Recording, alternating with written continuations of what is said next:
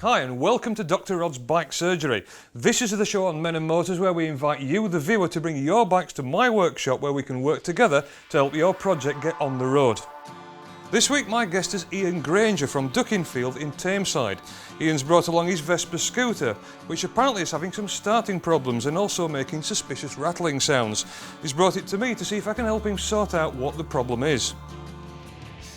Right, so you've just bought this wonderful machine then, Ian? Yeah, I bought it from an old bloke. Right. I don't think he's really looked after it very well. Right, well it certainly looks smart enough, Yeah. but you think there might be something mechanically amiss? Yeah, then? there was no oil in it when I bought it, so it's a bit rattly. It's not a good sign, is it? That's not a good sign. But it does actually run then? It runs, yeah. So you have been able to ride it? Yeah, and, but it's had a couple of seizures. Right, yeah, that does sound a little bit, possibly, hopefully not too terminal, but something that we might have a look at. Is it possible to run the bike now? Yeah, I can start it up, yeah. Because we can always tell quite a lot by seeing what kind of noise it makes and what kind of smoke comes out of the exhaust as well. Do you want to have a go at firing her up then? This one's got an electric start as well, hasn't it? Right. Yeah. Oh, I see what you mean, yeah. Yeah, that's a little bit rattly, isn't it? A little bit. Then just give it a little rev. Yeah, now there's quite a lot of smoke coming out of there, which of course there would be anyway with the two-strokes. Yeah. It's difficult to tell whether that's bad news or not. But there's a certain buzz to the engine there, which, perhaps shouldn't be quite as pronounced as it is. So this is a cylinder barrel, that's the cylinder head, and on this layout the crankshaft is in there, runs that way, the piston goes up and down inside there. On a motorbike we'd normally expect to see this that way up, of course. The clever part about all this design as well is this is actually, or the whole engine comprises a suspension, doesn't it? Yeah. This is actually the rear suspension. It is, yeah. So as you're riding the scooter, the whole thing's pivoting up and down.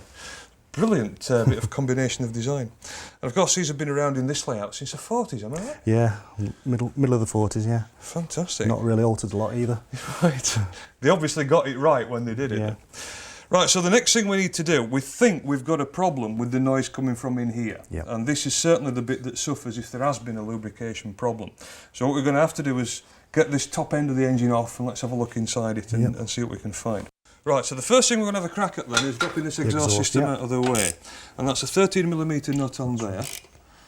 So if I just slacken that off. And we did cheat slightly by slackening the nut off at the other side, so hopefully... Am I right in thinking that just pulls loose? It should do, yeah, with a bit of luck. Oops. Now then, do we need to give that a little tap? Maybe, yeah. Okay. There should be a rubber hammer across there in the toolbox. And if we can just get that on the exhaust system, it should just tap it free. If That's not, the one. may Can you just get have to in there take all the, right? Might have to take the bolt off. Okay. Otherwise. Is that starting to come? That'll do. Is that loose? Yep, it's off. Right, that's super. Right, so that's now pulled free from the exhaust port there. If you just move the Kickstarter out of the way, that's it. You can see where that's come off now. Yep. I've got to say, this is a great design. It's a lot easier, isn't it? A lot of the Japanese mopeds, you'll find the exhaust system is held in with too little.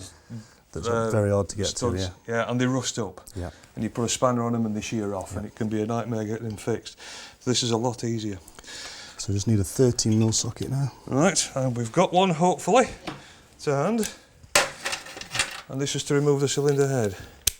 Because the engine's laid over like that, it's actually a doddle to get to all this stuff, isn't it? Yeah.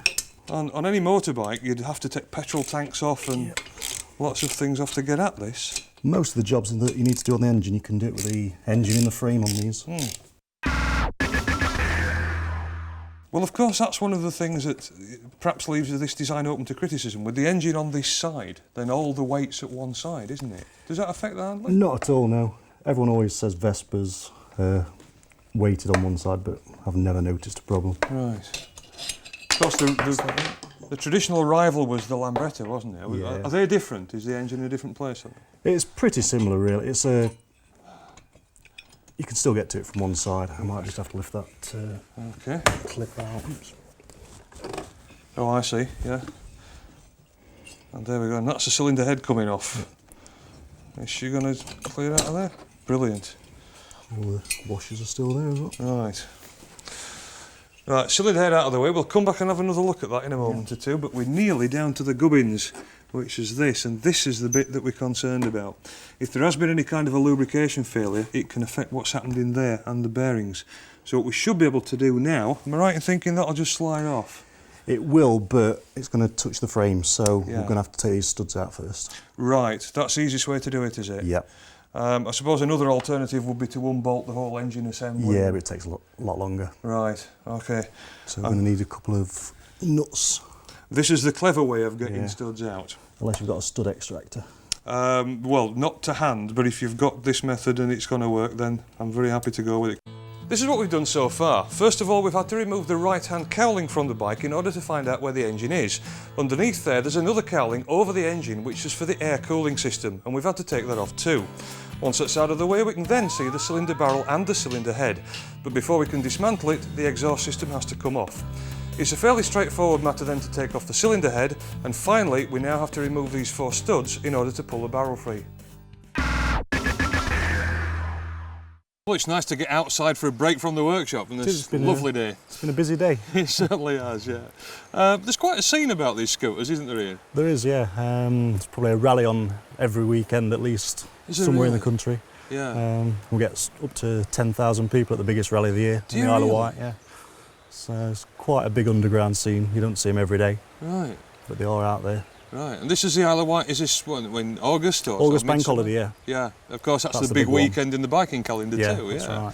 And you're getting 10,000 people there. Yep, all over scooters. the world, yep. Anyway, shall we pop back and see how she's running? Okay. Okay. And this week in Dr. Rod's Bike Surgery we have Ian Grainger with his Vespa scooter, which has had some difficulty starting. Right, well this is a barrel we've just taken off, Ian, and we've got another one here which we've rebored because we knew this might be a problem today. But in there I can see quite a lot of scuff marks on the bore. Now it may not be obvious to see, but if you just run your finger across there, can you feel that? Oh yeah, quite a big ridge. That's quite badly ridged, yeah. And you may be able to tell, actually, just looking at that, you can see the difference between that one which has just been freshly machined. Now what happens, of course, if there is a lubrication failure, as the piston's moving up and down in there, instead of having a nice film of oil to lubricate them, you get a metal-to-metal contact, and that's what does the damage. Now the other thing that we do need to have a look at is the piston rings, or we'll certainly have a look at them while we're here. These fit onto the piston, and we can use these to give us an idea of how much wear has taken place inside the bore. Now, of course, there are 2 main reasons why you might want to rebore an engine. One is damage, which is this type of thing. The other one is simply wear, because any engine will eventually wear itself out if it does lots and lots of miles. So while we know that we're going to have to rebore this one, this is useful just to see how we check it for wear. What I've done is I've popped the piston ring into the cylinder bore like that. And the piston ring, as it goes in, it compresses like that. It springs out effectively against the barrel. So what I can do now is measure the end gap on the piston ring, and that'll give me a measure of how much wear there is in there. In fact, do you want to have a go at this? I can do it. If you use a feeler gauge, which is these, just try popping that one into that gap in there, and see if that clears. That clears. Is that okay? Yeah. Just try a fatter feeler gauge if you would. These are all different thicknesses and the number on tells you how thick the gauge is. And what you're aiming to do is find a gauge that slides through and just drags through the gap. Okay? Just about feel that. Right. And of course if you look in your workshop manual it will tell you exactly what the ring gap should be on a new engine, and ideally that's what we're hoping to find. Just as a tip, if you are checking for wear, because of the way the engine works, as the piston moves up and down the cylinder, it rocks sideways like that, and you'll find that the cylinder bores always wear more at the top than they do at the bottom. Right. So what we would do to measure the wear on that one is, having taken the measurement from the top, we could then turn it over, put the piston ring into the bottom, where you get no wear at all, because that part of the bore never wears, and then you'd repeat that measurement there. And then if you write all these figures down, which of course we aren't doing today, you can compare that measurement to that measurement, and that will give you a reasonable indication of how much wear is going on in the cylinder bore. Now, but of course, as we've said, we know that we're going to have to replace that one. This is one that's been rebored, so it's been machined. It's had some metal skimmed out of the inside of there, so that's perfectly round again. If you want to pop the new piston ring in, we'll just have a look at the ring gap on that, and that should be exactly within the manufacturer's tolerances. And reboring this is quite a skilled operation. So that's been actually away to somewhere that specialises in this. Yeah, there's no gap there at all. Right, you should have a little bit of a gap, but it's probably going to be less than this one. And that should bring it back to factory specification. There is a more precise way of measuring cylinder bore wear with a micrometer, but using a piston ring like this you can get a very good idea of whether the cylinder barrel needs any kind of reconditioning work or not. The gap at the top of the cylinder bore should be about the same as the gap at the bottom. If the two gaps measure differently, the bore certainly needs reboring. If the two gaps are the same but the gap is still beyond the factory service limits, you may get away with simply fitting new piston rings. Right, in order to get the gudgeon pin out now and separate the piston from the conrod, what we've done first of all is warmed up a rag in hot water and then put that on the piston crown. And that expands the aluminium, so it makes it a little bit easier to free off. Now, if you just tap the end of that drift, I'm hoping, yep, that feels like it's moved at that side. Yeah. Just needed that last bit. And if we're lucky, now, yeah, there she comes. And that's the piston separated from the rod. There we go, and that's the old gudgeon pin is still in there, and we can leave that in because we'll be using a new one. And you can see now how much wear there is on that. If you compare that to the new piston, you can see the difference between those two. So we see some damage on the cylinder bore, and also on the old piston as well, and that's down to lubrication failure of some kind. So it looks like it was a wise move getting this bike reloaded. I think so, yeah. Right, all we need to do now is fit the new piston. But before we do that, of course, the other thing we'll have a look at is a small end bearing which is there. And the piston pivots on that end of the conrod. As the engine runs, that goes up and down like that, and the piston pivots on it. So we've got a bearing inside there, which is that one. And on a two-stroke engine, you always get a needle roller bearing like that. A four-stroke would probably not have a bearing at all. No. The pin just pivots in there. But that needle roller bearing, though it may look to be in good condition, it's actually almost impossible to tell just by looking at it whether that's had any wear. And what I'd recommend is, having stripped it this far, let's put a new small end bearing in it. And there's the new one. So what we're going to do to assemble it all first is discard the old small end bearing. We'll put some fresh oil on that before it all goes finally back together, and then that's going to go into there. But next, we need to do a little bit of preparation on the new piston before we can fit it. On this kind of engine, I'd always recommend fitting a new small end bearing each time you remove the piston. Small end bearings aren't expensive and they do take a lot of load, and it's quite easy to put one in now rather than have it fail later. Right, before the new piston goes in, I'm carefully fitting the new piston rings, and they just gently ease over into the groove like that. Now, piston rings are quite brittle, so they do need handling fairly carefully, because they're quite easy to snap and they're expensive as well. But what you'll also find on a two-stroke piston, you can see that peg there, and the piston rings have a little groove. So they sit around that pin like that. And the idea of that is to stop the piston rings rotating in the cylinder as the engine runs.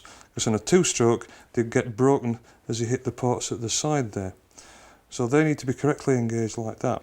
Now the other problem we've just discovered as well is the new gudgeon pin that's been supplied with the piston is actually far too small. So what we're doing is we're reusing the old one.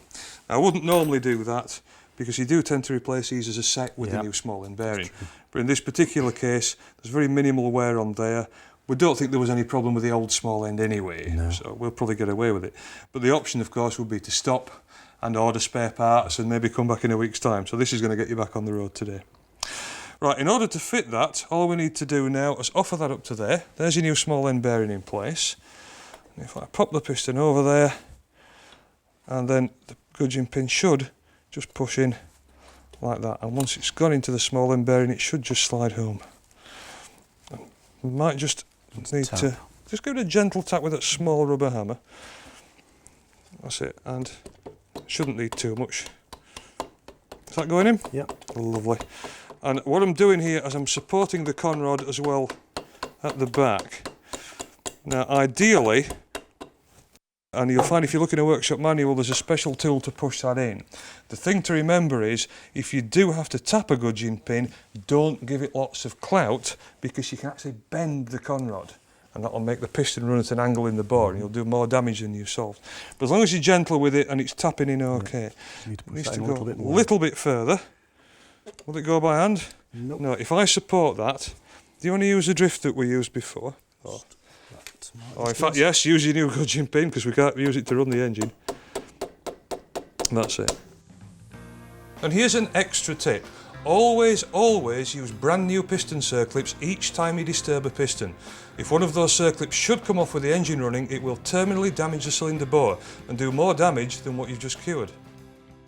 Right, so with the new piston fitted, we've now got the barrel engaged on the rings, and if you just ease that down here, that's it. That's it, and that slides down. We've got a new cylinder base gasket here, which I'm just holding in place.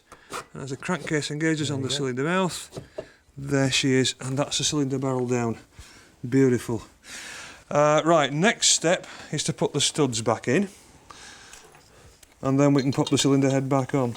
That's actually been a fairly painless operation, apart from the slight technical hitch with the gudgeon pin being the wrong size, but I suppose it happens, doesn't it? Not to worry. Last thing to put on is the cylinder head. If you'd like to pass me that over, let's just have a quick glance inside it. I don't think there should be any cause for alarm there. As I say, there are no moving parts. That's fairly clean inside as well, being such a new bike. Yeah. But sometimes carbon builds up in there, so it's worth giving it a clean if it needs it. But that's just going to pop straight on. The odd thing about this engine design, though, that rather surprised me, there's no gasket here. No. And I have to say, I'm not used to that at all. I think every motorbike two-stroke engine I've ever worked, in fact, every motorbike engine I've ever worked on has had a cylinder head gasket. But this is just a metal-to-metal joint. Yeah, it's a lot easier. Yes, yeah. It works. And it's obviously, it's machined well enough to not be a problem. So that just slides onto there.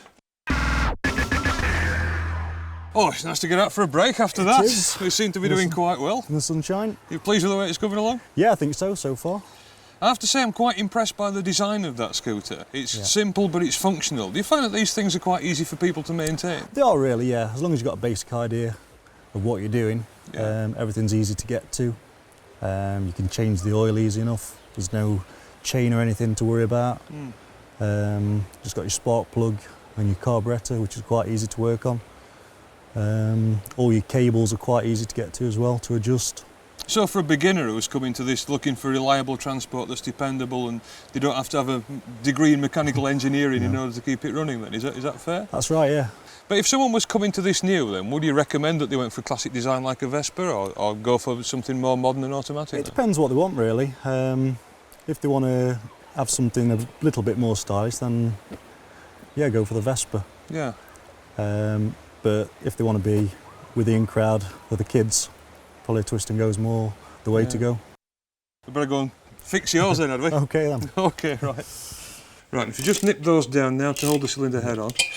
I'm going to tighten them up diagonally so it doesn't warp the head. Yeah, excellent tip. And you'll also find as well a workshop manual will advise use a torque wrench for this to make sure that they're tightened up correctly. Of course, on a cylinder head this small, it's most unlikely that you do any damage unless you were ham-fisted.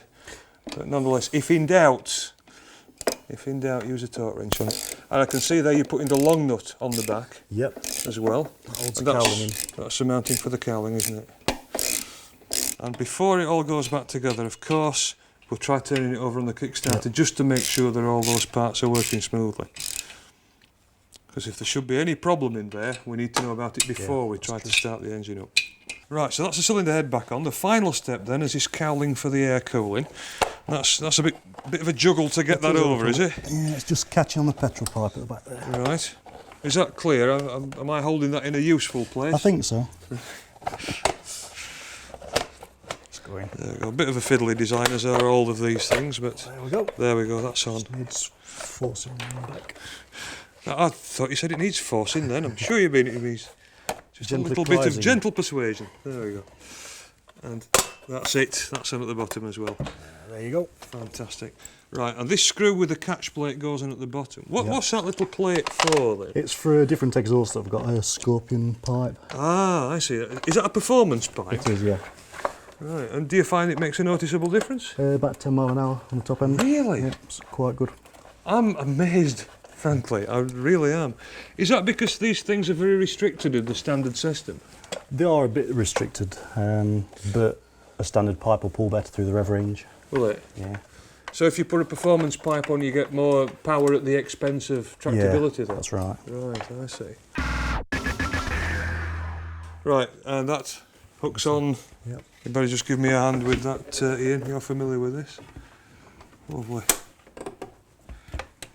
And I see from the sticker up here that this colour is called English green.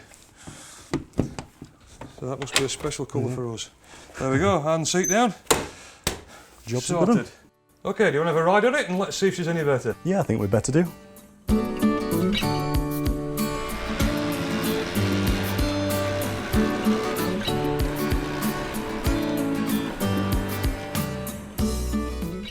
Ian's riding fairly steadily on this short test run, and the idea here is to make sure that all the parts of the engine are fully settled down and bedded in before the engine gets used to its full potential. It's most important that he does a test ride like this after any kind of engine work to make sure there are no oil leaks, no fuel leaks and nothing amiss. Finally, when he comes back to the workshop, we'll make sure that everything's as it should be, and he can then start to use the scooter as it was designed.